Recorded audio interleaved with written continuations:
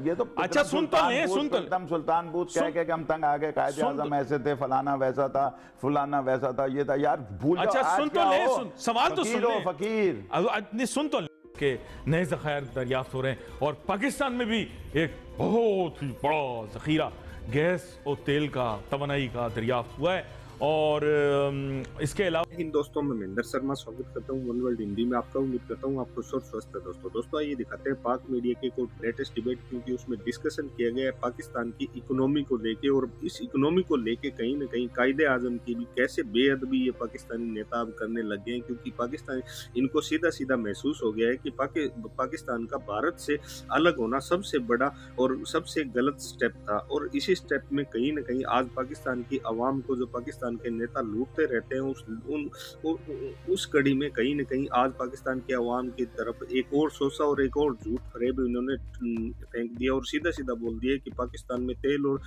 Gas के जखीरे निकले हैं, जबकि ये पाकिस्तान की अशिक्षित अवाम इन पे आंख मूंद के विश्वास कर लेती है। और आने वाले समय में अब आगे पाकिस्तान किस इकोनॉमिक क्राइसिस से लड़ेगा, उससे बचने के लिए इन नेताओं ने जो शोषा छोड़ा वो पाकिस्तान की अवाम को एक जुमला फेंक दिया है। और इस जुमले में कहीं न कहीं पाकिस्तान के अवाम का खून चूसा जाएगा और आगे आने वाले समय में पाकिस्तान के क्या हालात और बद से बदतर होंगे, और कैसे ये कायदे आजम को मीडिया में बैठ के पाकिस्तान जो जिसने बनाया था उसको कैसे ये गरिया रहे हैं। तो दोस्तों देखिए डिबेट और कमेंट में अपनी प्रतिक्रिया जरूर दें। लास्ट में आपसे रिक्वेस्ट करूंगा, चैनल पर नए हैं तो चैनल को सबसे पहले सब्सक्राइब करें, लाइक शेयर कमेंट जरूर करें। दोस्तों जय हिंद, वंदे मातरम, भारत माता की जय के नए ज़खायर दरियाफ्त हो रहे हैं और पाकिस्तान में भी एक बहुत ही बड़ा ज़खीरा गैस और तेल का, तवानाई का दरियाफ्त हुआ है। और इसके अलावा आपको पता है हमारे खित्ते में और जगह भी हुए हैं। तो मैं सुहेल वजाद सिद्दीकी साहब सबसे पहले आपको मुबारकबाद पेश करते हुए, तो क्योंकि आप बातें ऐसी कर रहे थे खतरनाक, तो मैं आपको बता रहा हूँ कि in this is very good news for you. नहीं, हाँ बिल्कुल अच्छी न्यूज़ है, चाहे ऊँट के मुंह में जीरा ही क्यों ना हो। तो क्या मतलब ऊँट के कुछ भी नहीं, वो जो टर्की जो है ना, वो टर्की के अंदर निकले ट्रिलियंस ऑफ डॉलर्स के रिजर्व ब्लैक सी में, ट्रिलियंस ऑफ डॉलर्स जी, 2 समुद्र की तह के नीचे जी, और 25 साल के लिए वो आप उनकी जरूरत पूरी करेंगे। और हमारे पास भी निकला वो उसका मुझे नहीं पता, तो पता नहीं है, बताना नहीं चाह रहे। मुझे पता ही नहीं कितना निकला है क्या नहीं, क्योंकि पहले भी हम बोल चुके थे कि 25 साल की जरूरत, एक जगह सोना निकला था और एक जगह वो निकला था, फिर वो कुछ ना निकला। अरे भाई केकड़ा की दफा में आपको याद नहीं, मैंने क्या कहा था, मैंने क्या कहा था, आपको याद नहीं, मैंने क्या कहा, इसलिए इस पे अब तबसरा ही नहीं करना चाहता इस तरह। वो बैनुल अक़वामी सतह के ऊपर प्रोग्राम मशहूर हुआ था जिसमें आपने बताई थी। मैं आपको एक बात बता रहा हूँ, मैं अब ऐसी चंडू खाने की किसी खबर पे कोई बात नहीं करना चाहता। मतलब जो है तवानाई कोई खबर ही नहीं रही है ही नहीं ना, तवानाई नहीं है तो क्या करूँ, किसी की हिम्मत ही नहीं अब तवानाई। पाक स्टडीज की किताब में लिखा हुआ है कि हम टर्की ने क्या किया, टर्की ने अपना सारा पैसा रिसोर्स लगा के एक्सप्लोरेशन पे लगा दिया। हमने 25 पिछले 20 साल में कौन सा दरियाफ्त किया मुझे बताएं, 99 से लेके आज तक।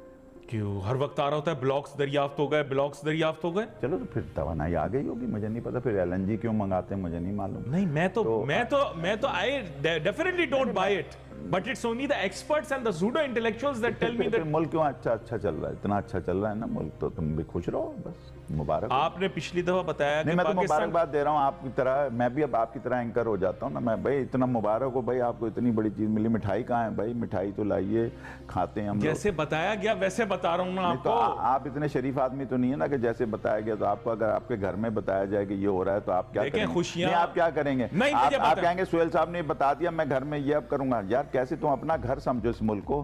तुम लोग क्यों बैठे हो? गलत बात कर रहा हूँ, चले जाओ ना, नारे लगाओ बाहर जाके, खत्म बात। You have run one of the biggest industrial organizations or institutions in this country. दफा करो, ये तो अच्छा सुन तो ले, एकदम सुल्तान बूथ कह के हम तंग आ गए, कायदे आज़म ऐसे थे, फलाना वैसा था, फलाना वैसा था, ये था यार, भूल जाओ। अच्छा सुन तो ले, सवाल तो सुन ले फकीर। नहीं, सुन तो ले मेरी बात। आप कहते हैं, आपके जो रईस तबके के लोग हैं, फ्रेंड्स हैं आपके, वो कहते हैं कि गरीब आदमी गैस का सिलेंडर खरीदे और उनकी इंडस्ट्री के अंदर गैस पाइप में है। नहीं, what are the risks and what is the cost of a common man buying gas? Gas का सिलेंडर खरीदने को तैयार है तो तुम्हें क्या तकलीफ? नहीं, उसके लिए फीजिबल नहीं है ना। तो क्यों खरीदता है? ना खरीदे, क्योंकि दीज पीपल आर फोर्सिंग अस। गर्दिशी, कर्जा, वाफड्डा, फिर मुंह से वाफड्डा निकल गया, वापडा, अपनी तस्हीह कर लेता हूँ, वापडा के अंदर रिफॉर्म्स और इस्लाहात लाना, पेप्को में इस्लाहात लाना, डिस्कोज में इस्लाहात, वो वाला डिस्को नहीं है सॉरी, डिस्ट्रीब्यूशन कंपनी, डिस्कोज में इस्लाहात लेकर आना, मुतबादिल तवानाई के जरिए तवानाई पैदा करना, नए डैम के लिए 10-10 रुपए जमा करना। तो मैं आपसे ये जानना चाहता हूं कि अब इतनी खामोशी क्यों है?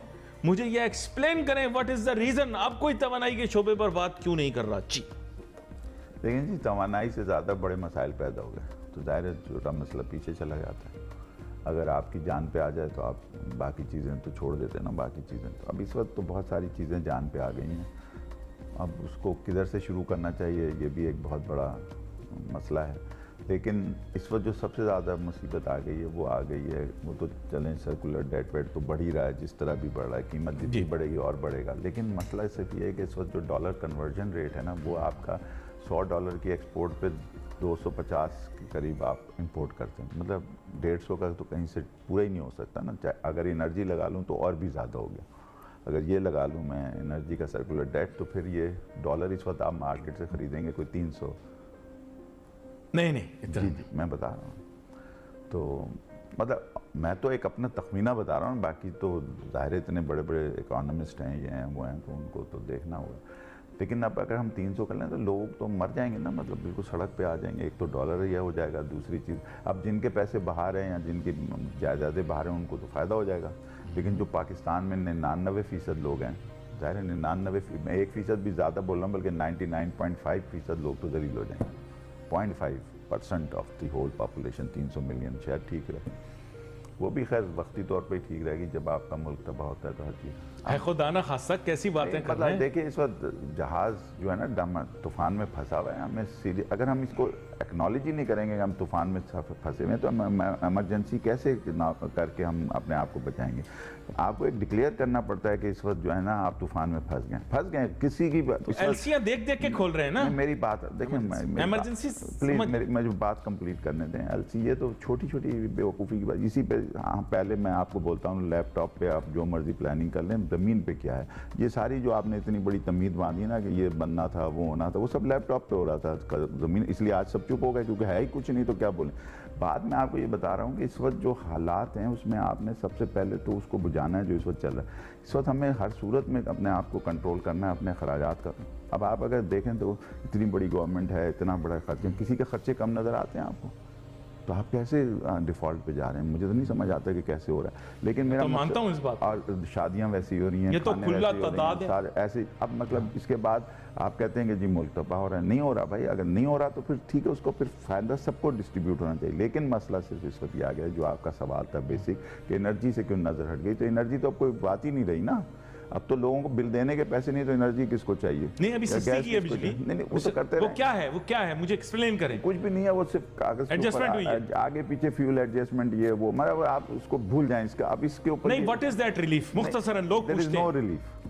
There is no relief. इधर से आप बढ़ा देते हैं, उधर से कम कर देते हैं। मेरे पैकेज पे तो कोई रिलीफ होता ही नहीं है ना। अभी तो आप पे जब टैक्स लगेंगे तो कौन सा रिलीफ होगा? आप एक चीज़ पे क्यों देखते हैं? आपका बजट खाली बिजली थोड़ी है, खाना भी है, दाल भी है। इधर से बढ़ा दो, इधर से कम कर दो, पेट्रोल पे बढ़ा दो, इस पे कम कर दो।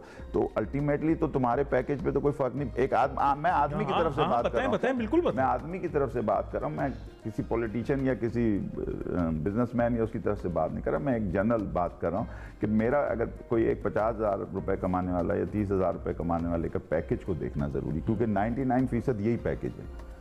या अगर 99 मैं नहीं कह रहा, आप खुद इकोनॉमिस्ट हैं, आप बता दें मुझे, शायद 80% होगा यही पैकेज। नहीं आप दुरुस्त देखें। बात ये है कि बहुत छोटे, आपके कहने का मकसद ये है कि एक बहुत छोटा परसेंटेज बेनिफिशियरी होगा, उनके अलावा कोई नहीं। उनके अच्छा, इस बेनिफिशियरी में जो बिजली ज़्यादा इस्तेमाल करेगा वही 3 रुपये कम कर। अगर एक आदमी 2000 की बिजली इस्तेमाल कर रहा है, उसे 3 रुपये यूनिट कम कर दिया, क्या फ़र्क पड़ा? 60 रुपये का, 50 रुपये का।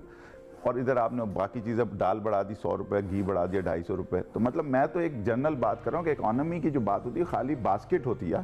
तुम्हें भी पता है, मुझे भी पता है, आप पढ़ाते हैं, हम सारी ज़िंदगी। अब हम इस तजुर्बे में हम किसी पे ब्लेम करने का तो अब वक्त ही ख़त्म हो गया। मतलब अब अगर कोई सियासी पार्टी दूसरी पार्टी पे या कोई इंस्टीट्यूशन किसी, सब ने अपना हिस्सा डाल दिया इसमें।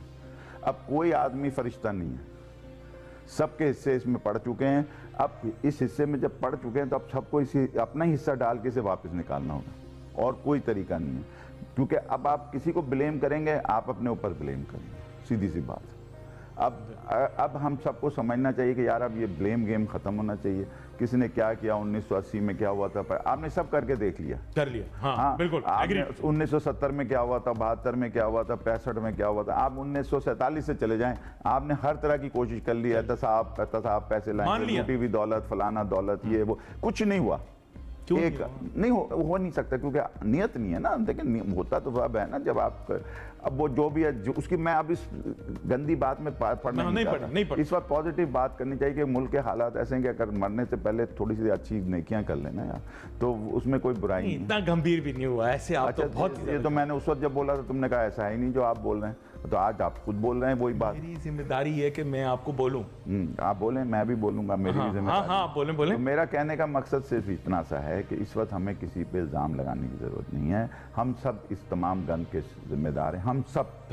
हर इंस्टीट्यूशन, कोई अपने आप, I mean every institution of the country, जो भी हु इज़ हु, चाहे बिजनेसमैन हो, चाहे एजुकेशनिस्ट हो, चाहे वो हो। बस ठीक है, समझ गए, सब कोई इशारा आपका हो गया। अच्छा, अब आप ये देखिए कि इसमें जब हम सब ने अपना गन डाल दिया तो साफ भी तो हम ही करेंगे ना, कोई बाहर से आके तो नहीं करेगा। अगर बाहर से आके करेगा तो हमें ही साफ कर देगा। नहीं, बाहर से आके अगर साफ करेगा तो गन को साफ करेगा ना, तो गन तो हम खुद हैं, तो हम ही साफ हो जाएंगे। तो बाहर से आके तो कोई गन साफ नहीं करेगा। मैंने अपनी गन खुद साफ करनी है, मैंने लॉन्ड्री अब चौराहे पे नहीं धोनी, अपने घर में धोनी है। आप समझ गए मेरी बात, बिल्कुल साफ अल्फाज में, इससे आसान उर्दू में मैं बोल नहीं सकता कि अब अगर गन साफ करने आपने किसी बाहर वाले को बुलाया तो वो आपको साफ कर देगा, इसलिए कि गंद ही आप खुद हैं, हम खुद हैं, मैं भी शामिल हूँ उस गन में।